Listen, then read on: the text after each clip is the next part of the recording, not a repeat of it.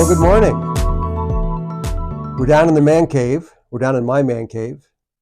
And my name is Guy Page. I'm the editor of the Vermont Daily Chronicle. And with me today in our inaugural show is Rob Roper. And Rob, would you first please just tell us a bit about yourself? Hey, guys, sure. Well, thanks for having me on to this inaugural show of Vermont Daily Chronicle TV. But my background is I've been involved in politics since I moved to Vermont in 1998. With my wife, we wanted to raise our kids here. The only person I knew was the Justice of the Peace who married us in 1996 down in Manchester at Hildene. Huh. Called her up, said, "Judy, I'm moving to Vermont. I don't know anybody. I don't know what to do." And she said, "You've got to work on my friend Ruth Dwyer's campaign for governor." Huh. So I said, "Okay." And since then, I've founded a chapter of Freedom Works in Vermont. I joined the board of the Ethan Allen Institute and did a radio show for them for a couple of years before becoming president of the Ethan Allen Institute for 9 years, Vermont's free market think tank.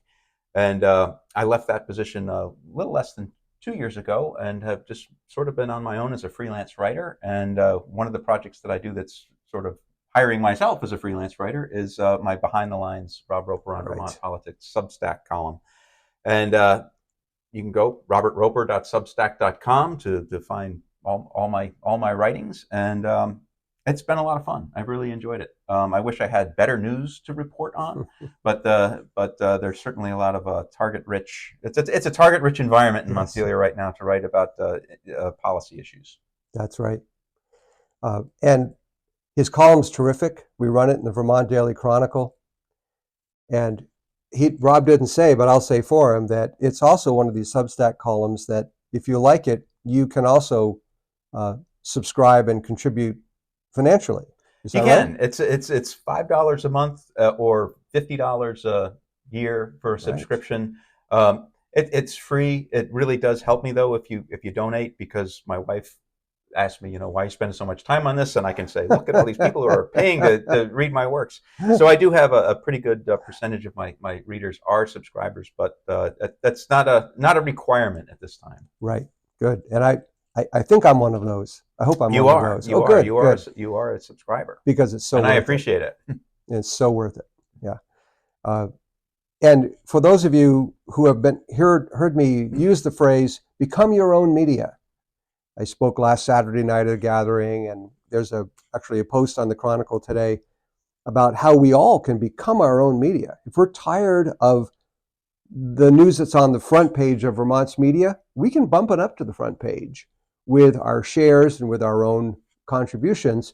And the guy who coined the phrase, become your own media, is sitting right next to me, is Rob Roper. That was a long time ago, too. It was. I think it was a Freedom Works thing, and I remember hearing that thinking, wow, yes.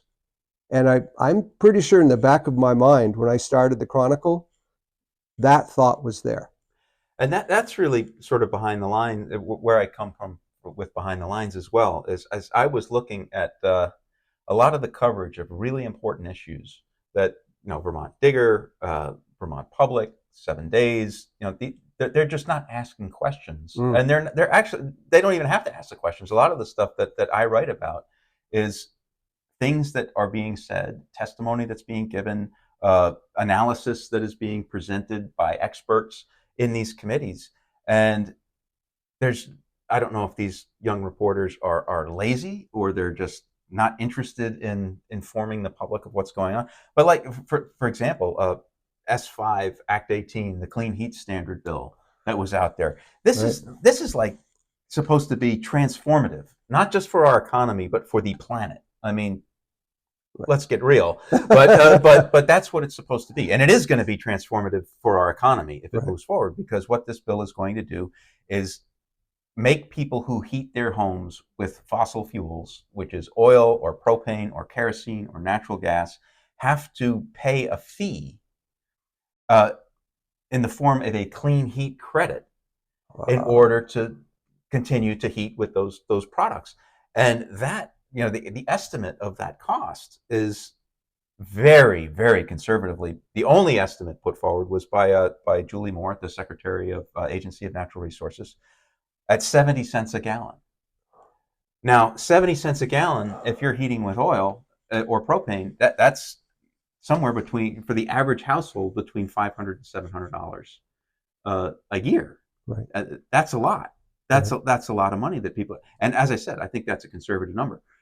Vermont Digger never ran a single story about what this is going to cost, what it might cost. The Democrats who were on the committee that did it, Chris Bray and Ann Watson and Becca White and Dick McCormick and I'm forgetting. McDonald. Mark McDonald. Yeah. They're on the committee. No Republicans on that committee.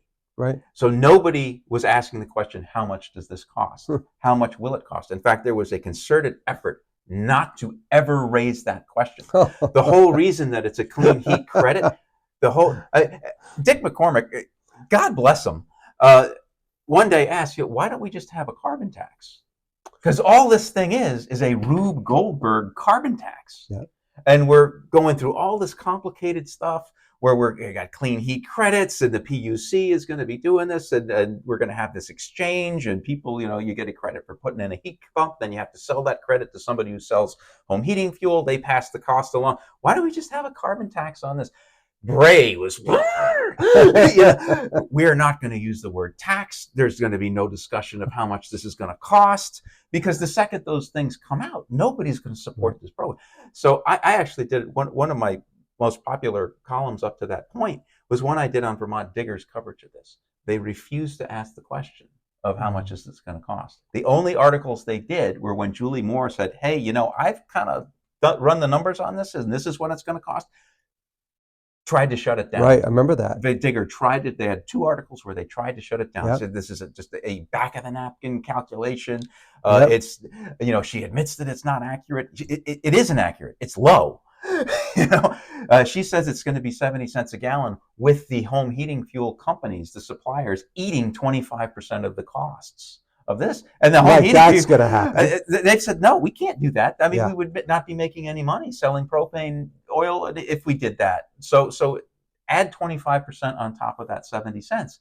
And then add on top of that, there's no social safety net program built into that calculation for people who are low income and stuck using home heating oil or propane or gas, which the law and all the rhetoric says, we're gonna make sure that this is a just transition. And if you're a low income person living in if you live in a trailer, trailers can't be fit for heat pumps. They just won't work. It becomes a fire hazard. Yeah. So you're stuck not only paying for a fossil heating fuel, but the most expensive fossil fuel heating fuel, which is kerosene, because you have to have the above ground tank, and the kerosene is the only thing that doesn't gum up in the winter. So there's supposed to be a social. Where does the money come from? The social safety net. Well, my guess is it's going to come from a added cost to the credit. So add the 25% onto that 70 cents plus whatever it's going to cost to have a home heating fuel safety net on there, plus whatever other costs are going to need to run the bureaucracy, which was not calculated into Julie Moore's. So we're talking, that wasn't put in there? That was not put in there. Wow. So this thing is just going to be an expensive mess. And I got to tell you, the media is running flack for the Democrats and the progressives that are pushing. It was passed over the veto of the governor. Yep. Over the veto of the governor. Not a single Republican voted for it. Every Democrat bar, I think 3 in the House and a couple in the Senate, voted for this bill without any interest on their part in knowing what it's going to cost. Similar, changing subjects a little bit, to how we're dealing with the property tax situation right now. I mean, we're going into this town meeting day, some towns looking as much as 40% property tax increase. I mean, the average is what they're saying, 18.5% to 20% property tax increase in our communities, because they passed Act 127 without any real debate about what the unintended consequences were going to be. I personally don't think they're unintended. I think they were intended consequences. They're saying, what's going to happen is these rich towns that have a high capacity for high tax capacity and are spending a lot of money, they're going to cut their education for their children and give the money to these other towns that have a lower tax capacity and are currently spending less on their kids as we do this. Well, you knew that wasn't going to happen. Anybody with any common sense knows that that's not going to happen. What's going to happen is those high spending towns are going to continue to spend high, and the taxes are going to raise on everybody to backfill the towns that are spending lower. So we've got this $200+ million deficit now. So I was at a press conference yesterday, Friday afternoon, the whole House and Senate, mostly the House leadership up there saying, okay, we know town meeting is coming. We know the property taxes are going to be high. Trust us, we're working on this. We've seen the light. We know there's something wrong. And when we come back from town meeting, we're going to do our best to fix this educational funding problem. One of the things that they said, however, I believe it was Emily Kornheiser, who's the chair of the Ways and Means Committee, Tax Committee in the House, said that fair is complex when it comes to educational funding. If you're going to have fair educational funding, it's very complex and very difficult. But unfair is simple. So what that tells me is, since we know that right now everything in the Vermont House is run through the equity lens, it almost doesn't matter what the issue is. It's all run through and run past the equity censors, you might say. So whatever comes out is going to be extremely complex, which right now they can't explain it to us. Certainly the superintendents and the poor school moderator who maybe is, or school board member who's got to try to explain it, they can't explain it. So whatever is going to happen is going to come out being very complex. The other thing that I thought was very interesting this week, something that has never happened in all of my, I've been a reporter since 1979 when I got out of UVM, and I like to write, and someone once told me, Ernest Hemingway had been a newspaper reporter. Oh, is that what writers do? They become newspaper reporters. Okay. So I got an internship at the Free Press in 1979 and have pretty much ever since been doing this, been covering town meetings. I cannot tell you how many I've been to. This is the first year that voices, prominent voices from the center, have been saying, vote down the school budget. Vote it down. You had Tom Pelham, who's a former finance commissioner for Howard Dean, for a Democratic governor, and one of these just really smart grown-ups in the room when it comes to finance and money, writing an op-ed saying it's okay to vote down a school budget. You had the Campaign for Vermont, which is another very sort of responsible centrist organization, not, right-wing wacko at all, saying, yeah, it's okay to vote down the school budget. And then at the governor's press conference this week, Pete Hirschfeld of Public Radio, Vermont Public is what they call it now, asked the governor, so governor, how are you going to vote on your school budget in Berlin? And the governor said, well, haven't completely decided, but I'm leaning towards voting it down. I've never heard a governor say that. No, and I think we have to vote them down. It's the only way that we're going to get reform. And you talk about complexity. I mean, a couple of points on what's happening with education finance, and it's my latest column on Behind the Lines has to do with this. The system is not broken. The system is doing what it's designed to do, which is to extract the most amount of money out of the population with the least amount of accountability possible, and funnel that money to a very powerful political special interest group, which is the Vermont NEA, the Superintendents Association, the public school. My friend John McClary calls it the blob because it consumes everything in its path, which it's doing now. And this system was designed to feed the blob. And it works like a Swiss watch. And they say that complexity is where the fairness comes in. That's because your confusion and sense of helplessness when it comes to voting on school budgets is a feature of the system. It's not a Huh. bug in the system. It is a feature of the system. Because what do? I mean, oh my God, I can't afford this. I'm looking at a $2,000 increase in my property taxes. Do I vote out my legislator? No, don't blame us. We just set the rates. It's not our fault. Because it's the school boards that have put forward the budgets, and we just have to fund the budgets. We don't have anything to do with picking that number. Right. And then the school board people says, well, it's the legislature because they've created all these acts that we have to do. And then everybody points at the voters and says, no, it's the voters for voting yes on the school board, but don't vote no on the Right. school budget, because it doesn't matter how you vote on the school budget, because your rate really depends on how they vote next door, and they're all voting yes for their school budget. So you don't want to get Wow. stuck with the bill for paying for their gym while your kids don't get the right thing. So that's how it's supposed to work. Exactly. And You described it very well, Rob. that's the fairness that comes with the complexity. Baloney. I know that you have asked me to watch the profanity. Yes, I have. which and Paul Bean is filming this right now. He also has the power of the edit. But I've got to say, I will watch my profanity. I've done enough radio where I've got it under control. But the temptation to wear a blue streak when you are discussing Vermont policy is happening under the Golden Dome is extremely great. But I will watch the profanity here.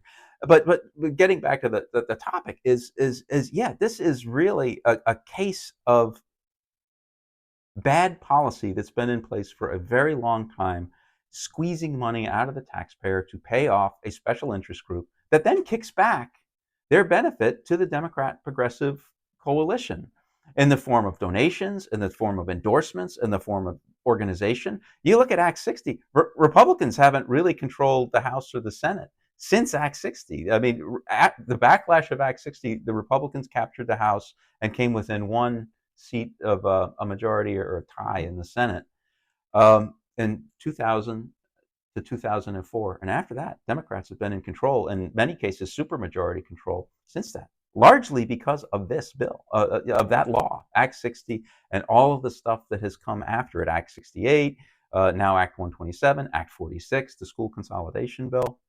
If you look at all of those things, the promise is always the same. If you just give us more money, we'll deliver a better product.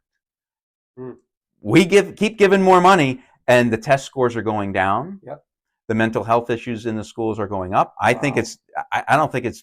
I think a lot of it is because of what they're teaching kids and how they're teaching them in the schools. Enrollment's going down. Enrollment. Yeah, we're spending. When Act 60 was passed, we spent about $840 million a year to educate 106,000 kids. Now we spend over $2 billion to educate. Yeah, you wrote something that in the last decade, our spending has gone up. School spending has gone up $900 million. Is that right? Or maybe it's more than that. Oh, it's more than that. Oh, it's more than that. For fewer children. For fewer children. So where is that money going? A lot of it is going to support staff. And again, what benefits the NEA? They want more employees because that means more dues and more ground troops for when the elections come along. And that's sort of what it is. After Act 60 came into play, the number of teachers shot up by, I think it was 22% within the first 7 years. Wow. Which reminds me, Rob, Paul shot a terrific video of a Burlington school board candidate who, running as a Republican this year, who came to Burlington in the 80s as a foot soldier for Bernie Sanders. He was somewhere out of state, and he saw this exciting young socialist, Bernie Sanders, running for mayor, and he said he moved up here to become a progressive foot soldier in the Bernie Revolution. That's why he came here, and he got work as a substitute teacher. And he went door to door, knocking on doors, and then he finally kind of saw the light and became very disillusioned with some of the real intolerance of once the socialists take control, and is now running as a Republican for school board. So Bill Ochin is his name. If you live in Ward 7 in Burlington, it's Ward 7, right, Paul? Yeah. Um, there's an interesting person to follow. But anyway. Yeah, I saw that interview. It was a great interview by Paul. Yeah. It was really enlightening. Yeah. You can see that on Vermont Daily Chronicle. Uh-huh. Yeah. Okay, so what do you think is going to happen with this 20-ish%? Some places a lot more. What's going to happen on Tuesday? You never know. You never know. I mean, I'm hoping that people take the advice of the governor and Tom Pelham and a lot of other people who are saying you need to vote this. You need to vote the school board, the school budgets down. I'm sorry, I forgot to mention the icing on the cake on the lack of confidence. Yesterday at this press conference, I asked the chairman of the House Education Committee, really the number one, sort of the face of the legislature's education efforts. I said, picking up on Pete Hirschfeld's idea, I said, Representative Conlon, who lives in Cornwall, how are you going to vote for your school budget? And he said, well, I really haven't made up my mind. Boy, taxes sure are high. Teachers do work hard. I'm not sure where I fall on that.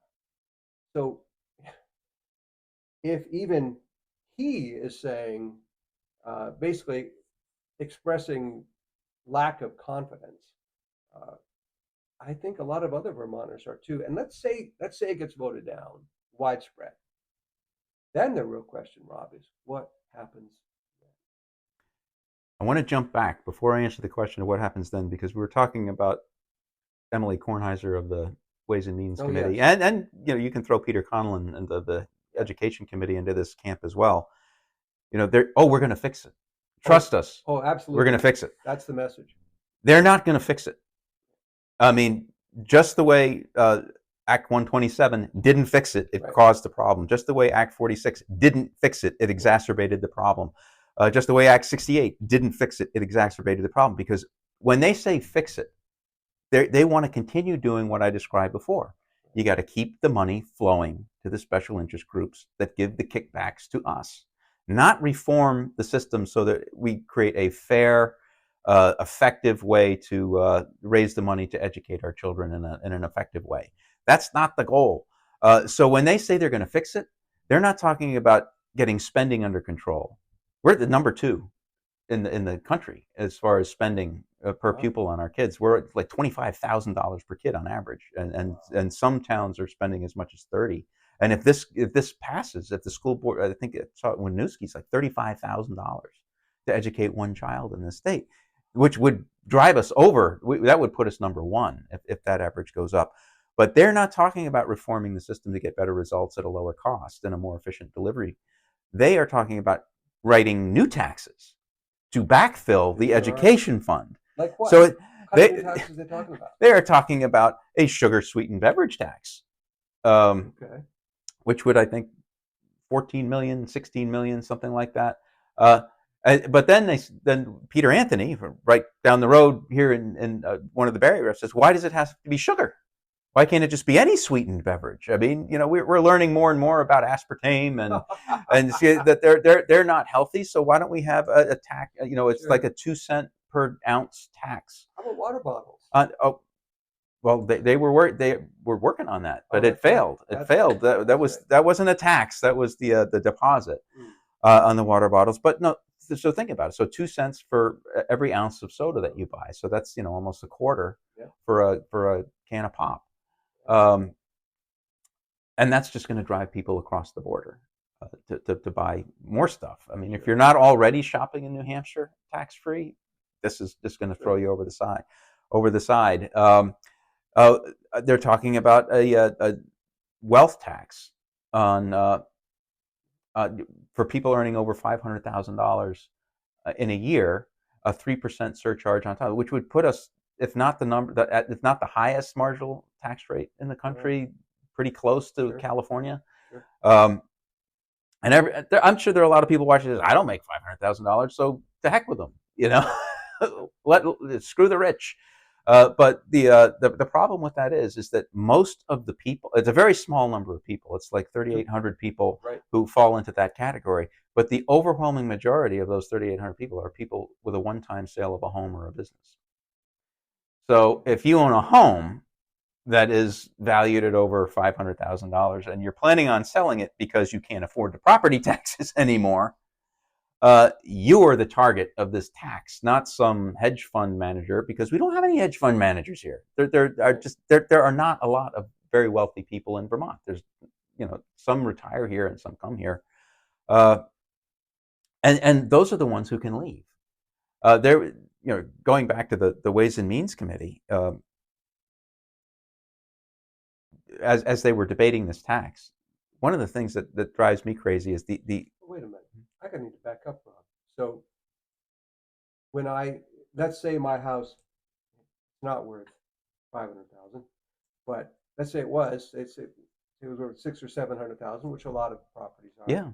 So that would be subject to this tax. Yeah. If I sold the Chronicle and someone would come along and pay me 600 or 700K for it, that also would be subject to the tax. Yeah, that would be considered your. There's some accounting gimmicks. So it's not just income; it's also the big one-time sale. Yeah, which is considered if you're getting income from that sale. And from my understanding, I'm not a tax lawyer, but there's some things you can do to mitigate some of those expenses. But there's that's who's going to be paying the tax. It's not going to be the rich hedge fund guys. And during COVID, Vermont actually did experience a surge of people leaving New York, leaving New Jersey, Sure. Coming to Vermont, who make that kind of money. And the new technologies that are coming into play with high-speed internet and the ability to telecommute and the cultural acceptance of telecommuting has allowed people to come and live next to a ski slope and still work on Wall Street or Madison Avenue or places like that. One of the reasons is because even though Vermont has a very high marginal income tax rate, it's lower than New Jersey, it's lower than Connecticut, it's lower than New York. So when they come here, it's a bargain. But if you eliminate that bargain, what happens is what Emily Kornheiser and want to believe is that these people are kind of stuck where they are because they're stuck to a job, and they look at data from New Jersey.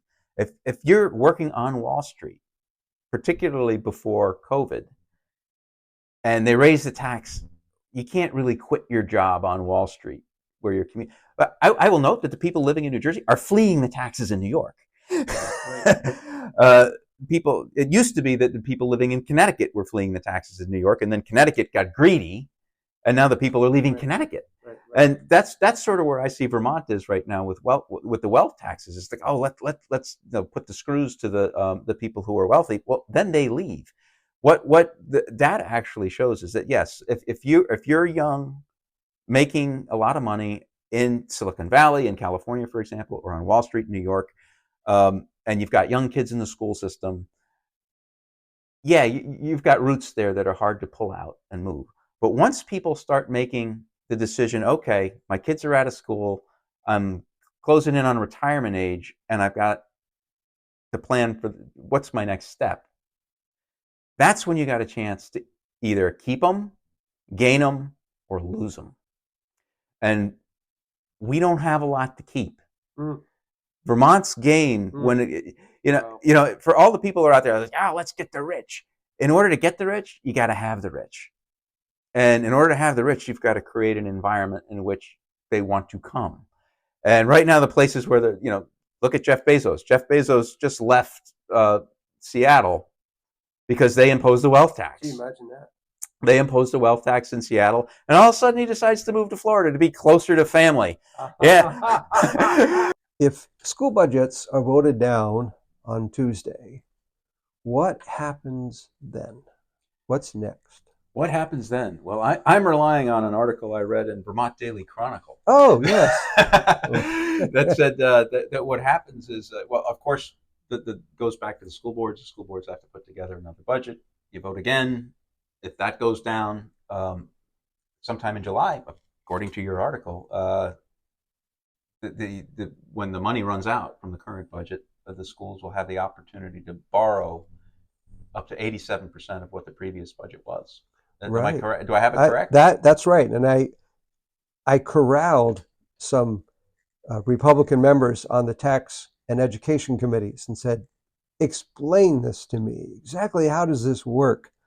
And they said it as you just said, which is school districts get a chance to resubmit a budget, vote it out, and if it continues to get voted down, they can do that 30 times into next February if they want. There is no end. There's no cutoff point. However, come July 1, the district does run out of money.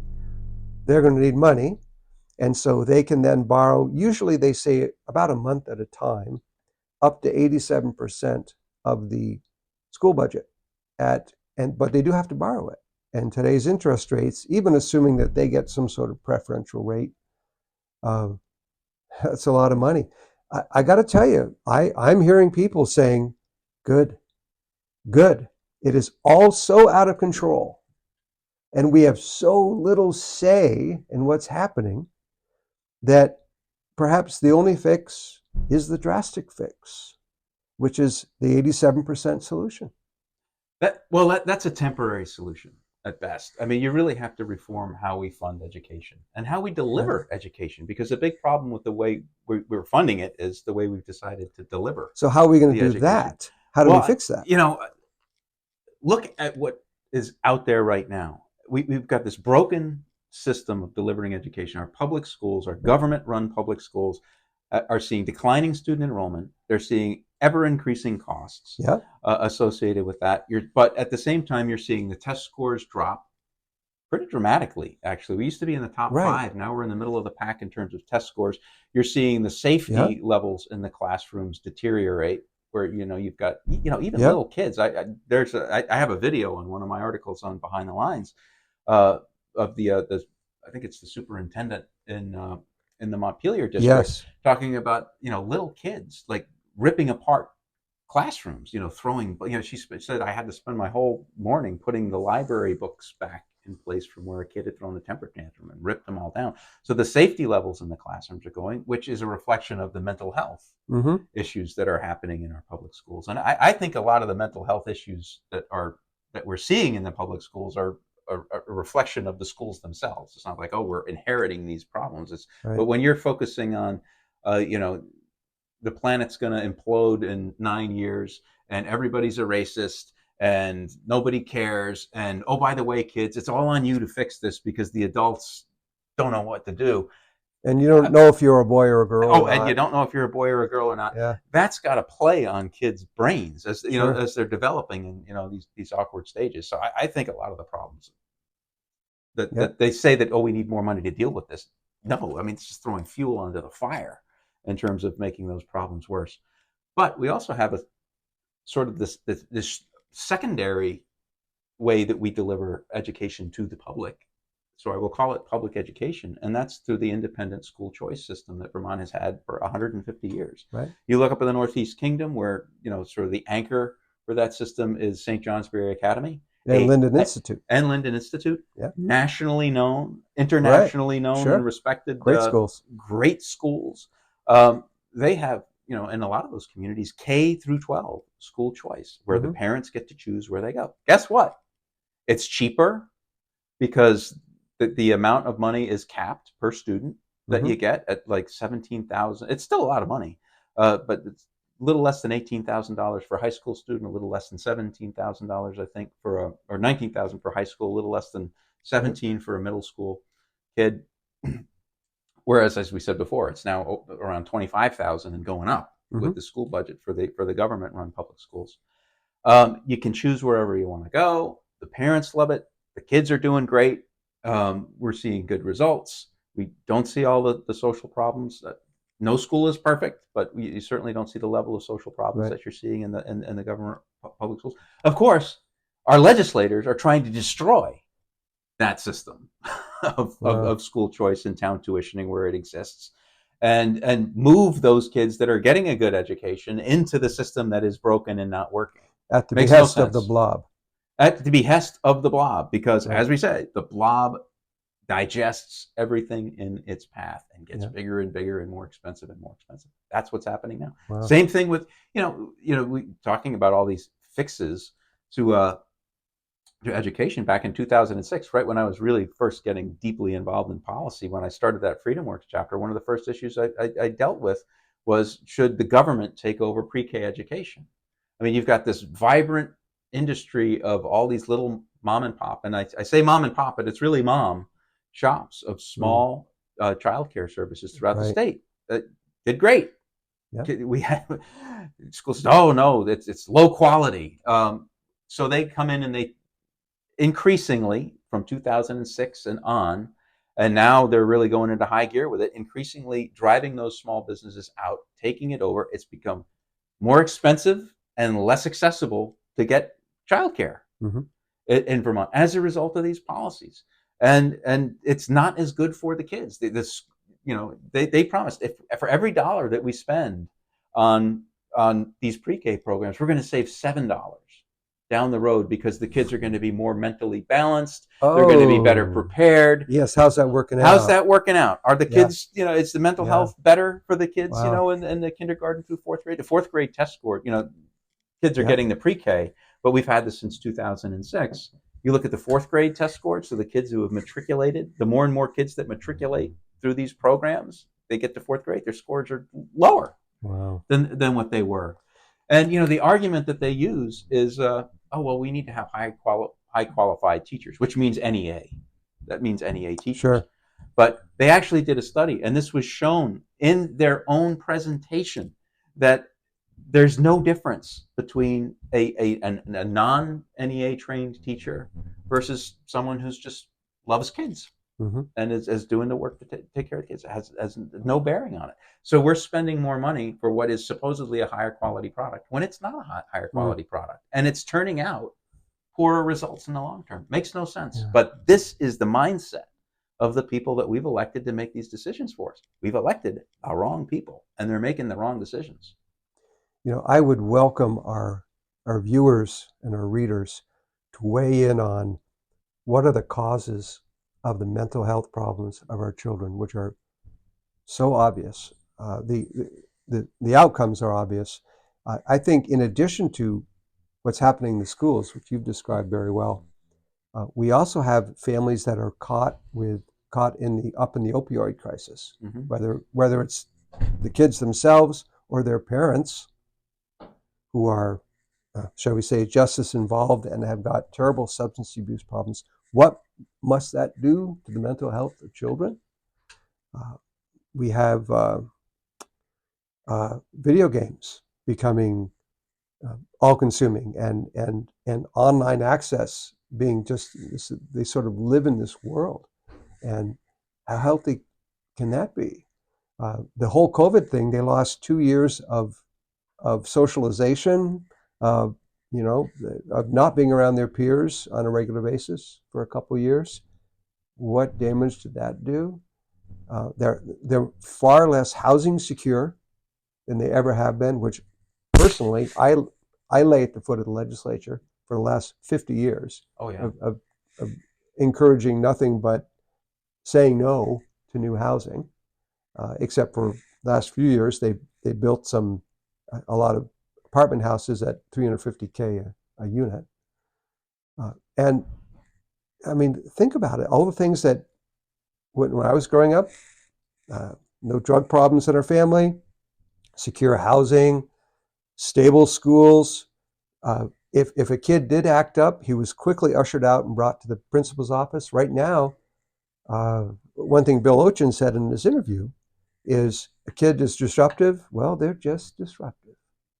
And it takes an awful lot to get that kid out of the classroom so others can learn.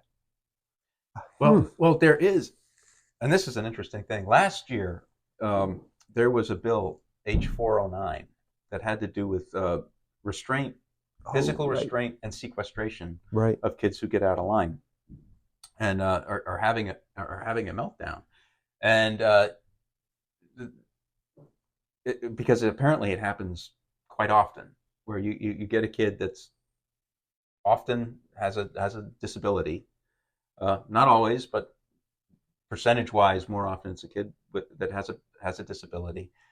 They're acting out, and a teacher will pin them to the floor or something, physically restrain them. Oftentimes not trained how to do it, or they get put in what's called a blue room, which is basically a closet, no windows, no anything, and they The cooler. the cooler. They lock the kid in there until a parent, unsupervised, until a parent comes to get them. And there was again, this is another video that I have on my Behind the Lines YouTube channel, of a child psychologist explaining, that one of these kids, like 7 years old, they opened the door after, they didn't say if it was a he or a she, if the child had been in there for several hours, completely naked, covered with scratches in their own feces and urine. This is what's going on in our public schools. And they're coming after the independent schools, saying, oh, well, you don't take all the kids, which is it's not true, because the independent schools that take public funds through tuitioning are subject to the same non-discrimination federal laws and state laws as the public schools. So they are taking these kids. They're just better qualified for how to deal with them than the public schools. The public schools bring them into the walls, and they will admit they don't have enough staff that's trained to deal with these kids. So they are disruptive. They're disrupting the learning process for the other kids who aren't the ones acting out. They're discouraging teachers from entering the profession, because I came here to teach fourth grade math, and I'm supposed to be a psychology professor. So obviously, Rob, we are looking at this. The solution for our education funding problem is less where can we cut, and it's more how can we add revenue.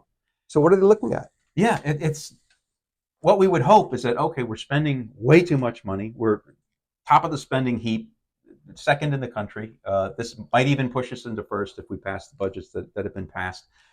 So how can we deliver this more efficiently, deliver a better product? That is not what they mean when they say we're here to give a fix. What they're trying to do is find other revenue sources to buy down the property tax. One of them is, a big one is a sugar sweetened beverage tax, which Peter Anthony, who's a representative from here in Barrie, said, well, why do we have to stop with sugar sweetened? Let's do all the sweetened beverages. So, your diet sodas and your sodas and your juices and all that stuff, we're going to put a 1 or 2 cent per ounce tax on that. And that raises some money. Another one a big one is the cloud tax. They've been trying to pass the cloud tax. What is a cloud tax? Now, the cloud tax is like when you, like for Microsoft Office, if you have a Microsoft Office subscription, you get that. You download software. Well, you don't even. It's a subscription. It's a service. It's so like, the WordPress and the MailChimp I use to put out the Chronicle. Yes, the WordPress and the MailChimp that use to do, and the TurboTax. So here's the irony: you're going to have to pay a tax in order to pay your taxes. But that's a big one. They've been going after that one for a long time, and they think that this is probably the chance that they're going to get to do it. I'm sure that they're looking at the tax on upper income people making over $500,000 a year, which What's the unrealized capital gains tax? What's that all about? That one's a tough one for me to wrap my hands around, and it has to do with unrealized capital gains on assets over $10 million. Okay. And there's a great segment, and this would be for Dan Cunningham, who I know advertises on the Vermont Daily Chronicle for his one day in July. He's a financial advisor, and he comes on and he gives a great explanation to the Ways and Means Committee about just how much in taxes small businesses have to pay. And he breaks it down. It's like, well, if the Trump era tax cuts expire, which he expects them to do under Biden, of course, you're looking at 40% right there. And then you have Vermont's marginal income tax rate, which is right now just about 9%, a little less than 9%, plus the 3% that you're talking about putting. So now you're 12%. So now you're at 52% of your income is being taken away for this. Then you have the FICA taxes. And if you're in an LLC, that gets both sides of the FICA tax, then that's another 12% on top of Tell it. me about And it. he keeps going on with Yeah. all these fees. You've got people in Vermont that are paying over 70% of their income in taxes. And he says there's a lot of businesses out there that are dealing with it. It is not worth it. It is not worth it for all the stress, all the effort, all the risk to get $1 out of every 4 that I earn. That's what's going on in Vermont, and that's why our economy is not good. Right. Hmm. So, cloud tax, capital gains. My understanding of that is, if your stock did really well this year, if you have a lot of it, and you didn't cash it in, it's still there. Well, that doesn't matter. We're going to take a cut. Yeah. Anyway. And it's impossible. Right. How do you measure that? How do you measure that? Because it's not just stocks. Stocks, maybe you can measure it a little, but art, you own an expensive piece of art. How are you going to evaluate? You're going to have somebody come in and audit I it. have a Rob Roper original. Pretty soon that's going to be worth a ton of money. Rob, by the way, is a terrific artist. Well, thank you for saying that. Yeah. But the big one, I want to get back to, what the list of taxes that we're talking about. And a big one is the expansion of the sales tax. In a number of ways. There's a couple of ways that they're discussing it. One is that you expand it to services. So right now, if you go to get your hair cut, if you hire a lawyer, if you are paying tuition to a college or a child care, these are all services that are not taxed at the 6% Vermont sales and use tax rate currently. So one way is to expand the sales tax to cover services. That's going to be a lot of business, going to drive more business over. The other way is there are exemptions to the sales tax on goods, because right now we have a sales tax on goods. Food. But not food. Okay. Food is exempt. Right. Clothing is exempt. Yeah. And those are the things that they're talking about. Well, maybe we shouldn't.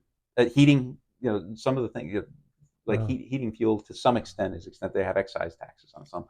But so this is the starvation, nakedness, and stay warm tax. Yeah, it's like there's a reason that these things aren't taxes, because they're necessary to survive. Right. And they're like, well, maybe you don't need to survive because we want the money. The NEA wants the money. Yeah. And it's wow. There's no end. There's no end. And the attitude that you see in some of these committees is nuts. It's like the way most state. Quick story, when we were talking about the wealth tax, and they had this guy from Cornell come in to testify. He wrote a book, it's not true that people flee. Right. And somebody raised the point, well, if you're looking at the most recent data, people are going to Florida and they are going to places like Tennessee. And he goes, yeah, well, but see, the thing with Florida is, they don't have an income tax there, but they have a very high sales tax. It's lower than Vermont's sales tax. Right. So the way our folks look at being competitive is how can we raise the tax up to the point where everybody else has a tax? Other states say, okay, we're going to have a sales tax, but we're not going to have an income tax. We're going to have a high property, like New Hampshire, we're going to have high property taxes, but we're not going to have an income tax or a sales tax. Other states, they're going to rely on business fees or whatever. But it's a strategy for who you want to get to come. Yep. Vermont's idea is like, we're going to have all the taxes as high as everybody else has them, and that's how we're being competitive. It's just nuts. It's such a bizarre way of thinking and making policy that it's no wonder we're in the shape we're in. Wow. Well, Rob, thank you for coming on. Anything else we need to talk about today? I'm just going to talk about one little thing, an observation on the attitude of the supermajority in Montpelier. They came in, Governor Scott had been, for the first 3 terms of his governorship, been able to sustain quite a few vetoes of really bad policy. And what happened after the gerrymander that took place, I was on the redistricting commission. Yes. We put forward a tripartisan map that was all single-member districts for the House and Senate, which is 70% of Vermonters said they wanted. Everybody says it's fair. Multi-member districts are racist. We presented them oh no. We gave it to the Democrats in that House Government Operations Committee. now Secretary of State, Sarah Copeland Hans is chairing that committee. They gerrymandered that map so that they could get a supermajority, which they now have 106 Democrats. They need 100, and then there's the progressives and a couple of independents that vote with them. Mm-hmm. So they can now override Governor Scott's vetoes at will. Right. And it is like, if you've seen the videos of these smash and grab, coordinated looting of Macy's stores, Nordstrom stores, this is what's happening right now with the taxes. They have smashed through the window of the department store, which is basically the treasury, which is filled with your money. And they're like, we are going to load up the shopping cart with everything we can fit into it. The sirens may be ringing, but we've got from now till November to get everything out of here that we want to get out of here before we make our getaway. That's the attitude that's taking place there. They don't care that you can't afford it. They don't care that, we're looking at a 20% property tax increase. They do not care that they have put we're looking at a payroll tax increase that is coming down the line. They don't care about how much it costs for this renewable energy standard that's going to add $1 billion to our electric bills. They want it. It's going in the cart. Yep. And, if the cops show up on November and they're kicked out, it doesn't matter to them because they think they're going to keep it. They think they're going to keep the loot beyond the election. Right. That's the mindset that we as voters and we as citizens need to recognize, and we need to put the kibosh on it as soon as we possibly can, or we're all in real trouble. Well, I'm going to end on one positive note on a completely different subject. Paul has been covering the sportsmen who've been showing up at the State House and saying, look, we need to keep the Salisbury fish hatchery, which for budget reasons is slated to close. Lots of money for everything else, but not so much for the future of fishing in Vermont. And also there's another bill that they showed up in opposition to that would pretty much take the interests of hunters out of regulation in the state of Vermont. That the hunters, the trappers, the fishers would not have much say left on the Fish and Game Board, Fish and Wildlife Board, and also would completely prohibit hunting coyotes with dogs. So, unpopular bill for the sportsman community for both those reasons. I found out yesterday, as I was heading home, that bill 258 is considered unlikely to pass the Senate. There are not enough votes in the Senate to pass that massive change to the Fish and Wildlife Board and prohibit coyote hunting. And another bill has come up and is quickly moving through with apparently the unanimous consent or near unanimous consent of the Senate on funding the Salisbury fish hatchery. So for those of us who think that, it doesn't pay, there's really no reason to go down to the State House, they're not going to listen to us. Well, 200 people showed up a couple of weeks ago. And since then, for the sportsman community, a couple of very good things have happened. So as our friend Bill Sayre would say, keep the faith, because you got to do the right things, and sometimes the right things happen. Well, that pretty much all we have today for the inaugural version of Vermont Daily Chronicle TV, or whatever we call ourselves. I think we ought to call ourselves Rob Roper and Guy Page. But viewers, if you got any ideas of what you think our show should be called, let us know. You can email us at news@vermontdailychronicle.com. How do people reach you, Rob? Oh, they can go to robertroper.substack.com, and you can email me from there. Oh, okay. Great. Well, please do. Paul Bean, thank you very much. And we will see you, I guess, next week.